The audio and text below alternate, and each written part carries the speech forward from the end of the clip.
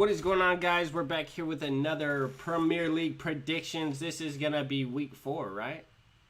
Yep, this is week 4. All right, we've had a crazy few weeks. I really don't know what to expect at this point still, but our picks are over 500. Can you give us the rundown of those since you calculated those up for us, Eric?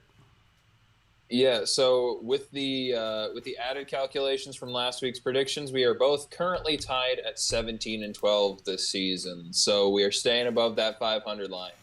There we go. Everybody's going to be like, yeah, y'all tied because y'all make the same picks. But we really didn't. Yeah, we had a few different ones. We're kind of mixing up now, but let's not waste any more time. Let's get right into this week 4 predictions. We got Luton Town versus West Ham. Yeah, this will be interesting. So, last week, Luton lost 3-0 to Chelsea. We will definitely be talking about that game later because I am really impressed with what I saw from Chelsea. On the flip side of that, it's Luton. They didn't really stand much of a chance against Chelsea in the last week, especially the way they were just performing in general. There's not much to say on their front. Their keeper, I was really impressed with him. He did have 5 really nice saves that I saw throughout the game. In general, he just performed really well. I think it could have been an even worse thrashing if Luton's keeper just wasn't at the performance that he was at. And I really liked what I saw from him. West Ham, on the other hand, they won 3-1 against Brighton, a score neither of us thought was going to happen. But I'm really glad that it did.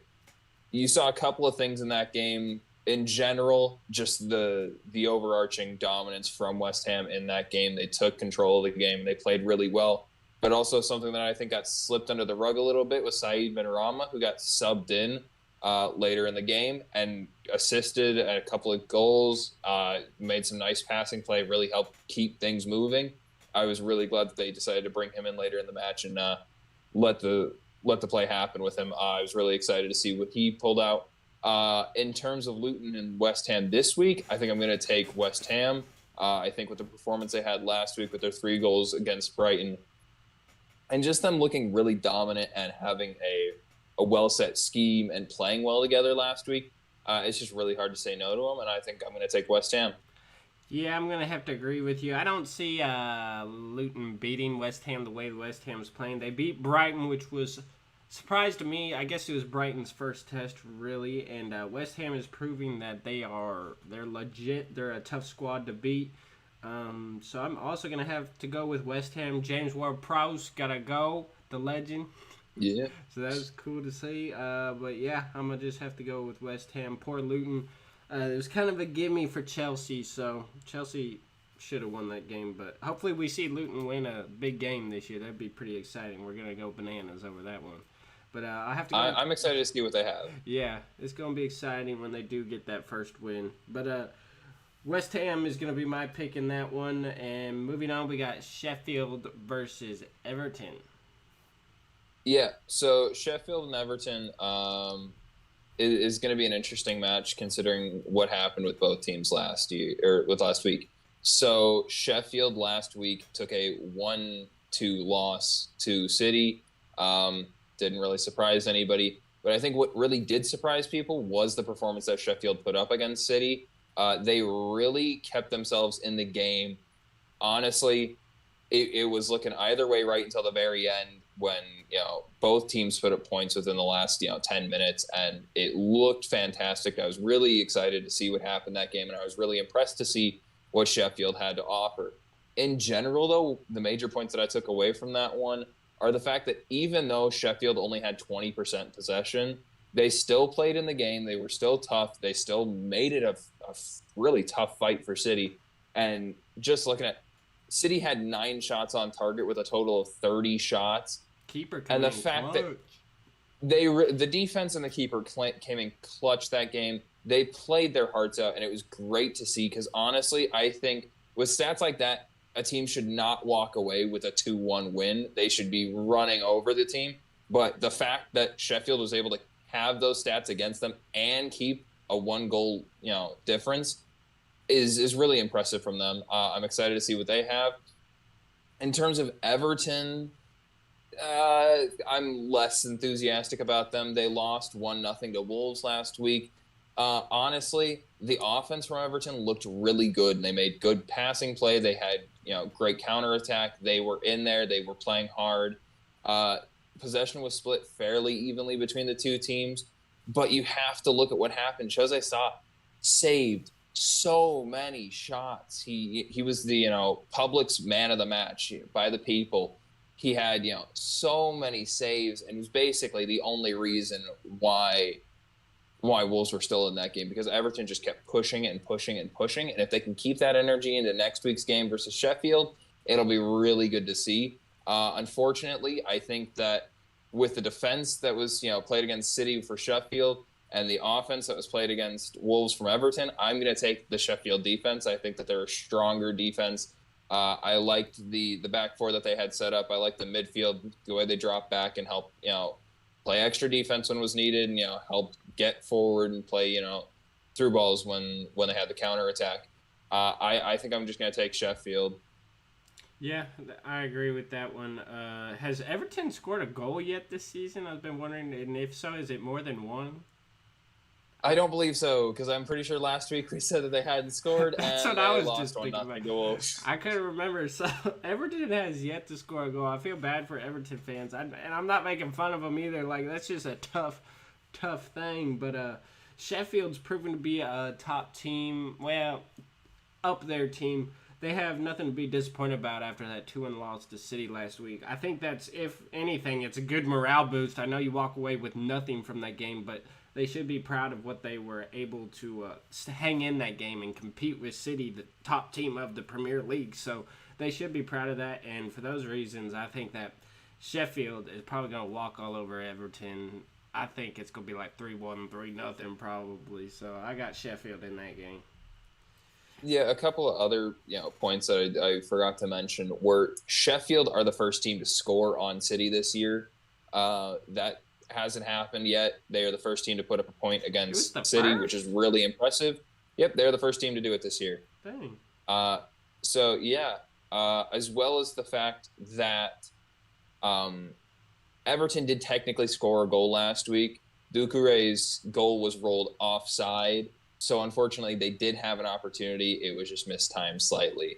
Mm-hmm. So it's tough. Yeah. All right, moving on. We got Manchester City versus Fulham. Yep, City and Fulham. So this game, it'll be interesting. So Fulham drew with Arsenal last week, 2-2. A great showing from them, honestly. I wasn't expecting it, but I'm glad that was the result. I mean, from an Everton or from a Fulham standpoint. I think they played really well, and they had possession and played well, and they countered Arsenal really well early in the game. It was Calvin Bassai's first start in the Prem. I was excited to see him play and how he was going to perform and everything, and he performed well until he later got a red card. But he played well. Fulham in general played well. They only had 29% possession, but they made it count. They scored in the first minute, and then they came back in the 87th and drew it up. I was excited to see what Fulham did, and they played well. They stopped Arsenal in their tracks for the most part, and they caught them off balance when they needed to. And honestly, that's what you have to do with a big squad like Arsenal. You have to catch them when they're weak and make a play off of it.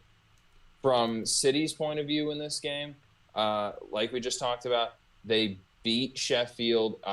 It was a thrashing from them. They just couldn't get the ball in the back of the net.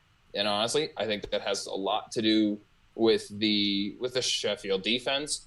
But if City can keep those numbers up, if they can keep 9 on target and 30 shots total again next week and the next week and the next week, it wouldn't shock me if they just keep winning, because stats like those, if you put enough chances on target, eventually something's going to fall.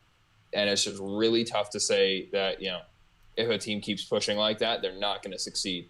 So I think for as good as Fulham played against Arsenal last week, I think that they're going to kind of shrink back a little bit. I'm going to support them fully, and I hope they do well, but I think I'm going to take City in this week, just them being the favorites and the fact that they've been playing such a high level of offense, and they've only conceded 1 goal this season. It's really tough to say no to them.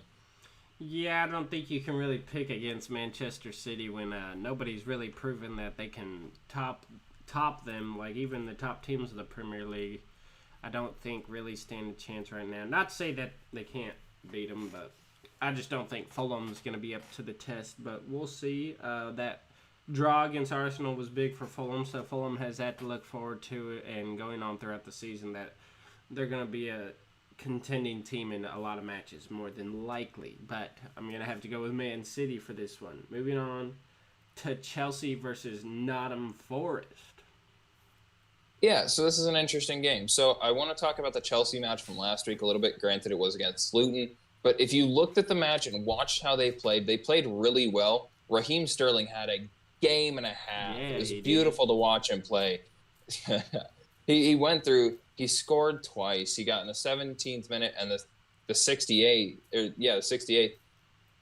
It was really good to see him out there and performing well, especially, it being Raheem and just him being him. I like watching him play well and be in a good place. And the fact that he put up 2 goals last week was really nice. I like the way that they played in general. They, the midfield dropped, the midfield was really good that game. They kept things moving and passing around and kept things in their end. And then they just, break and, get in and score. And that's what you have to do. It's the simplicity of their game that works best for them. Luton only had 1 shot on target the whole game. It's Luton, but still, the fact that the Chelsea defense and midfield was able to keep the ball out of Luton's hands in their own, making plays, stopping advances, hitting the counterattack is really good from Chelsea, and I think that they can keep that going. I'd really like to see them keep playing this way, and I'd also really like to see Raheem just keep playing at this high level. It's nice to see him perform again. On the flip side of that, we have Nottingham Forest. So Nottingham took a 2-3 loss last week to United. It was well fought. I liked what I saw. Nottingham took an early lead. They scored in the 2nd minute and the 4th minute. And honestly, I thought it was over for United right then and there. I'm not going to lie. With the downhill trends that United have been having recently, I just didn't think that they were going to be able to come back from that. But they did, and it was unfortunate to see from a Nottingham perspective. But Nottingham did play really well in that game until Joe Worrell got a red card later on. But honestly, it happens. It is the game. He made the challenge. It was called, and he got the red card. It is what it is. But honestly, I liked the performance that I saw from Nottingham. They played really well. They need to keep the energy from the first few minutes going, and I think that they can beat almost anybody. I'd pin them against Man City if they keep playing like they did in the beginning of that game. I liked what I saw. So in this game, it's going to be tough to see who's going to come out on top. I'm not going to lie. I think I'm going to take a draw this week. I think that both teams are going to perform very well. I like what I'm seeing from both squads. It's really just going to depend on the individual play and see who can outplay the other. Oh my gosh, that's crazy. My jaw just dropped as you pick a draw. I have draw written right down here, just based off of how 3-0 win for Chelsea is great, but it was to Luton. Chelsea really hasn't proved anything. Nottingham has proved that they're all right. I just feel like these teams are real evenly matched, and all I can really see is a draw between this matchup. I don't see one side really having an advantage. It's going to be a fun match to watch. Like, if you have a chance to watch a game, this would be one of them probably up to this point that we've been through, so it should be a good game to watch. But I'm going to go with a draw in that. And like you said, it was awesome seeing Raheem Sterling score some goals. I used to follow him on Man City. It's always fun seeing him play. He was always fun to watch. But moving on to Burnley versus Tottenham. Tottenham, they won 2-0, right, last week against Bournemouth? Yep. So Tottenham is proven to be a top team, and we had a fan who said Tottenham, I forget the manager's name, but saying he's underrated. So Tottenham fans are pretty fired up. They think they got a chance this season, and I agree with them. And I don't see Tottenham slowing down in this week, so I'm going to just go right off and say I think Tottenham's got this one. Yeah, fair enough. There's not much to be spoken here. I liked what I saw from Spurs last week. They played really well. I liked that Kulusevski and Madison got in there. They made the plays that needed to be made, and they scored goals. That's really where you're at. In terms of from the Bournemouth perspective in that game, they didn't pass very well. They had a lot of opportunities just kind of picked off and not executed properly, which led to Spurs, making plays and getting momentum, which is really good on their part. And I like to see that happen from squads. I like to see them, counter somebody else and then play off of it, which is really good to see. Burnley on the other side lost 3-1 to Aston Villa. I'd like to talk about this later when we talk about Villa. But from Burnley's perspective, they went in, they came back, they tried to bring it back after going down 2-0. They put up points, they played well. It was a good game in terms of both teams really, putting what they had on the field. You could see the intensity in Kompany's, reactions from the side. He kept trying to get his squad closer and closer to victory, and they just were inching closer, but Aston Villa was just sprinting away. But I think that if Burnley can keep the energy that they had last week and then add to it a little bit more, refine what needed to be refined in the last game, not make some silly mistakes that they made again, they can contest with Spurs. I think it's going to be really tough. I'm going to take Spurs this week because I just think that overall they are the more polished team. But I would like to see Burnley, clean up a couple of their mistakes and come back next week and really show us what they have against Spurs. There you go. I agree with that pick. Moving on, we got Brentford versus Bournemouth. What did Brentford do last week? I can't remember. I think so. Brentford drew with Crystal Palace. That's right. Crystal Palace surprised us on that one, I think. And Bournemouth took that 2-0 loss, like we said. I don't think I've ever picked Bournemouth in a match, but I think I'm going to have to go with them here just because Brentford kind of disappointed last week, and Bournemouth, played a good Tottenham squad. I think we'll see a little more what Bournemouth is like in this matchup against Brentford. Yeah.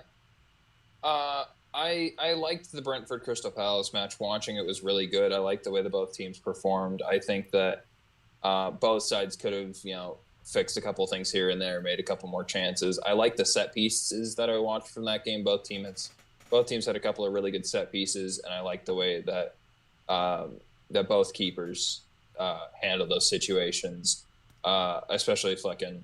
He performed really well in that match. What'd you say? Flecken. You gotta be out of your mind. He performed really well. I like the way that he was, guarding the ball. He, protected the net when he needed to in the set pieces. He didn't have, always the easiest saves in the world, but he put his body on the line and saved them. But in terms of Brentford and Bournemouth, they played against Spurs. They were there. They played okay. They made their mistakes, and they need to clean up around the box, especially around the penalty box. That's why Kulusevski was able to get in there and score that second goal. They need to be able to, clarify what they're doing inside their own box and clean it up. But after that, I think they're okay. I think that their squad can pull back. I'm going to take Brentford. I think that they're going to go back to their original form. Yep. Wow. I think that Brentford's going to go back and clean this up. You're talking like you're going to pick Bournemouth. Yeah, I was. I got to keep you on your toes. But I'm going to take Brentford. Yeah, you're wrong. Okay. We'll see. All right, moving on. We got Newcastle versus Brighton. I kind of got to retrace some steps. Brighton faced not such good teams the first 2 weeks. I want to say that, but the way they beat those teams, you can't deny them of that fact. They scored a lot of goals, but then they who'd they play last week again? I know they lost. I just can't remember. They lost 3-1 to West Ham. That's right. They lost to West Ham. Kind of got smacked around by West Ham. Yep. And they just went from me thinking they were like top contender to maybe not so much. But I guess they'll have a chance to redeem themselves in my mind against Newcastle. But since they played their first like big team and they kind of got smacked, and Newcastle I think actually is a title contender in my mind, like a legit title contender, I'm going to have to go with Newcastle here. Yeah, it makes sense. I mean, Newcastle lost 1-2 to Liverpool last week. It was a good match. We'll talk about that later. Um, Brighton lost 3-1 to West Ham. That's kind of a rough loss. The fact that Brighton put 10 shots on target for 25 shots total and didn't put more than one in the back of the net net is really tough. It really is. I give all the props in the world to Areola. He defended the goal great, and I loved watching that play. But honestly, Brighton, you gotta finish your strikes. I mean, putting 10 on target is great. Areola's a great keeper, but you're gonna go up against stronger keepers than Areola, and if you can't put more than one shot for 10 on target in the back of the net, you're running into serious issues. But other than that, I liked the play that I saw from Brighton. They played well. They passed okay. They kept things going. They had the attempts. They were playing very offensively. You know, they made the plays where they needed to, and other than the fact that they just couldn't put it in the back of the net, they played fine. And I'm okay with how that turned out. On the flip side of that, you know, Newcastle, they played well. They played strong. They had 8 shots on target for 23 total shots. Once again, we're in the same kind of boat of that's very similar to Brighton, and they only put up 1 shot. But they were playing against a really strong Liverpool defense and Alisson in goal, which is just kind of insane. But honestly, if you're looking at these two teams going face-to-face, Brighton can come back and start to play. My backdrop is falling. That's cool. Hopefully it won't completely come down on me. But in general, Newcastle, they played well last week. Brighton, they played well last week. I think if both teams return to total form, I think it's going to be tough to say no to Newcastle. I think that their attack is really strong. But I'm going to be a little different, and I'm going to take another draw. Another draw? Okay, actually... Yeah, I'm trying to switch things up. I can't remember which one I was going to take a draw. No, I don't think it was this one. But draw, I could see that, but no, Newcastle got this. You wrong. You wrong again, son. We'll see. Moving on, we got Crystal Palace versus the Wolves. I think this was one I may have been on the fence about. But, Wolves got a big win. Crystal Palace got a big draw. We just talked about who they draw against. Brentford, that's right. But I'm going to go out on a limb here with our boys from Crystal Palace. I'm picking Crystal Palace, baby. I mean, it's a solid shout. Crystal Palace played well. I liked what I saw from them. I liked the defense that they had. Granted, it was against Brentford, who aren't the strongest offense, but they make good plays and they have good, like I said earlier, that game had some really good set pieces. I like what I saw from Crystal Palace. If Wolves and Jose Sa have a really good game again next week, it's going to be really tough for Crystal Palace to get shots in the back of the net. It all comes down to individual performances, especially around the goal and in the defense.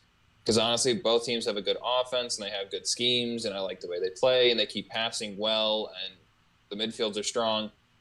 But honestly, it all comes down to what defense is going to play better. And if I have to pick, based off of what I saw from last week, I'm going to take Crystal Palace's defense. I think that Jose Sa had a really good game, but that's really tough to replicate. And I don't know if his defense is going to be able to step up as well as Crystal Palace's. Yeah, we'll see. That should be another good game to watch, though. Crystal Palace versus Wolves. All right, moving on. We got Liverpool versus Aston Villa. I don't know what the heck you're going to do here because you cheer for both teams, buddy. I don't know. You can't pick both of them. I can, but I got Liverpool. No, but yeah, I mean, I'll just jump out here in front and say I'm taking Liverpool in this game too. With what I saw from Aston Villa, with the 3-1 win over Burnley, it was a good win. It was over Burnley. Some of the highlights, Matty Cash, I love to see him on his 100th appearance get a brace for himself. It was really good to see. The energy in the stadium was nice. It was good to see that happen for him. In general, though, I like the way that Aston Villa played. I like that Moussa Diaby got in. He scored himself one. He also assisted. He's been, really strong in the system since he's come in. I like what I'm seeing from that squad. I think that it's been very well put together, and I think that's going to be a serious contender this year. But in general, they're playing against a Liverpool squad who are currently going to be in some defense issues with Virgil van Dijk getting a red card in the last game. Yeah. He scored a goal, didn't still, he? I think. No. Oh, then ESPN messed up when I was looking at it because it definitely said he scored a goal. Nope. He got a red card and they scored off it. I don't know if you've been. I swear I've noticed a lot where the ESPN app's been saying people have scored goals when it hasn't. I think the ESPN app's been messing up while they're in games sometimes. But anyways, yeah, not sponsored, but this is why I use the Premier League app and OneFootball. I seem to get really consistent, really accurate notifications from both of them. No free yeah, plug. Not sponsored or anything, but I tend to use those apps. But in general, Liverpool's performance, it was interesting. Newcastle had 8 shots on target, 23 in total. The defense played well, even without Van Dijk for most of the game because he went out very early in the 28th minute. Okay. But honestly, the biggest show of that entire game was Darwin Núñez coming in and within 13 minutes putting up 2 goals. The man's insane. I'll admit it. Last season, I did not expect much from him, but I am so glad that we have him after last week. He came in, he performed 13 minutes, 2 goals, got us the win, bailed us out. That's a player that Liverpool need, and That's honestly, if he keeps that's a man. It really is. If he can keep performing like that, I'm going to be excited to see how the rest of the season goes. I do support both clubs, but honestly, I think I'm going to take Liverpool this week. I think that they're just the stronger squad, but I am really concerned to see what's going to happen with the defense. With Matip coming in last week because Ibu was injured, and with VVD being out with a red card, I'm going to have to really take a look and see what's going to happen, whether they're going to pull Joe Gomez in or if Ibu's going to be back or what's going to happen. But we'll just have to really see, and that could be a deciding factor of that game to see how that defense shapes up. But we'll just have to wait and find out. All right, yeah. I really thought Newcastle was going to take that game, and Liverpool's wins have not been pretty, but they've gotten wins. They've been hanging in there, so I can't really deny them of anything at this point. I'd say they're a title contender until they prove otherwise. But Yep. Our next and final match, probably match of the week, arguably, it's going to be the finale, wrapping up the whole week. It's a big one. We got the Arsenal Gunners versus Man United. Yeah. So this is going to be an interesting match. So what I've seen from both of these squads, United took the 3-2 win over Nottingham Forest last week, which wasn't a pretty win. They came back in the end and, won. It wasn't pretty. I'm not going to lie. The entire season from United it hasn't been pretty. There's been some serious questioning of what's happening over there, but they've been pulling out the wins, and until proven otherwise, I'm not going to go against them. Some goals. They did. They finally got their act together, and I'm liking what I'm seeing from them. I think that they need to continue to take a little bit more more responsibility for actions and playing, together and grouped and everything. But overall, they came out and they played well and they won last week. That's all that really matters. On the flip side of that, you have Arsenal. Arsenal took the draw last week to Fulham. I liked Arsenal's, scheme. I liked the way they played. I think that, Fulham played really strong and Arsenal just wasn't ready for it. But in general, I like what I've been seeing from Arsenal. I like what I've been seeing from Bukayo Saka. He's been killing the game there. He was really strong last week, and honestly, if the clock had extended any farther, I think that he could have kept putting up points and kept Arsenal moving forward. It's going to be really tough this week to see what's going to happen between both of these teams. I think that if United can pull themselves together, really unite themselves, but if United can really pull themselves together and get a good scheme going and play like they did at the end of the game last week, they can win. Unfortunately, I don't think that's going to happen. I think that they will get together and fix some of the issues. I don't think it's going to fix all of them, and I think that Arsenal is going to come back from from last week's draw, and Arteta's going to, crack them down and go, hey, it wasn't good enough last week, but honestly, we have what it takes to win next week, and we're going to do it. I trust Arteta's, skills of a manager and what he's going to do to put the squad together for next week, and I'm going to take Arsenal. Woo, you got Arsenal. When I first looked at this, I was like, I was going to say draw, but then I was like, this is the match of the week. You can't just take the easy way out and say draw here. You got to pick someone. And every time I pick Man United, they let me down. I swear they always do something terrible when I pick them. So I'm going to go against that want to pick Man United. I'm going to pick Arsenal, even though they just took a 2-2 draw that you don't like to see. I feel like they're going to edge it out here against Man United. So I'm also going to go Arsenal. And that means, Eric, we only have 2 different picks, so we're probably still going to be tied next week. You never know. I could get both of those right, and you'll get both of them wrong. No, you're wrong. Both of yours are wrong. We'll find out. Yep. But anyways, that wraps up our picks. So we'll see how... This should be another great week. Seems like we keep saying every week's going to be a great week, but it just seems to keep getting better and better. But we'll see how that ends up going, and let us know what you guys think down below. Let us know your predictions, your thoughts on anything we had to say, if you disagree or what you think. And be sure to like, comment, subscribe, share with all your friends and everything, and we'll see you next week. See ya. See you.